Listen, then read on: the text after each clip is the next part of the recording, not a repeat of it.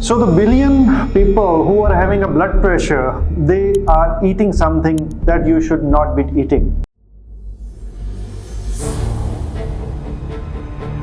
So in this video, I am going to talk about the 11 foods that are not so good for the blood pressure, and if you avoid them, you may be relieved from taking those medications that you have to take. So number one, the obvious fact is the burgers, pizzas, and the fries. These things are not good for your blood pressure, and the reason for that is more than one. The thing is that during the preparation, there is a lot of salt in use, and that salt is being transferred to your body, and then that leads to blood pressure rise. The second thing is canned food, and even the canned vegetables, they are also responsible for the rise in blood pressure. Otherwise, the vegetables are good, as I mentioned in the last video.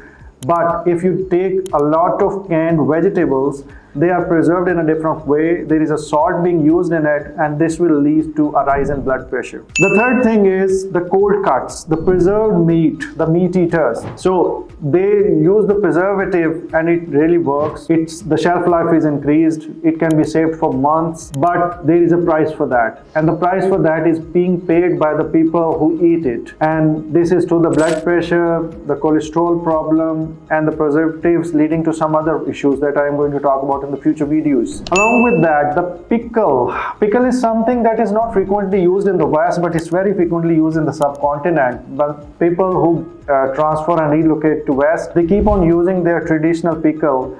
It's being fermented, and there is an addition of salt in it, and there is a spike of blood pressure once the pickle is used. Along with that, the sugary sodas, Pepsi, Coke, and all the drinks that you can imagine, they have a lot of sugar but a lot of salt in it too. So sometimes the people feel like it's only bad for the, you can say, for weight and the diabetes, but it's not good for the blood pressure either. So the 6-point story is about the alcohol. Alcohol use, 2 units for male and 1 unit for a female is okay, but more than that is not so good. It will lead to the blood pressure, and generally if you avoid alcohol altogether, that's good too. Then the fried food of any type, that will lead to a rise in blood pressure, and the reason for that are more than one. One is the fried, actual act of frying something, and on the other hand, usually there is a lot of salt added to the things that are being fried. One thing that is really rampant these days is the instant noodles. You know, you can prepare them within minutes, they are ready, and you eat them, you have got rid of your hunger, and they are usually being presented to our children too, and that leads to more of a salt craving. And those children, when they grow up, they ask for, or they subconsciously tilt towards the foods that are having a more salt content, and that leads to a rise in blood pressure in the long term, in the 3rd and the 4th decade of life. The 9th thing is the caffeinated drinks and the caffeinated food. Too much of the coffee isn't so good. I know generally the people believe the coffee is just a benign thing, but it's not so.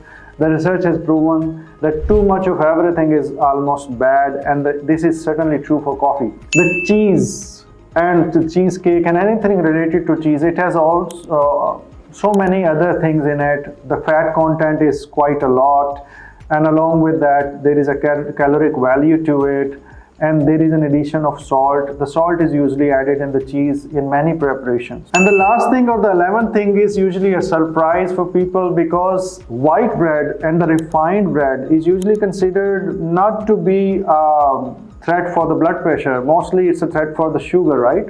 Wrong.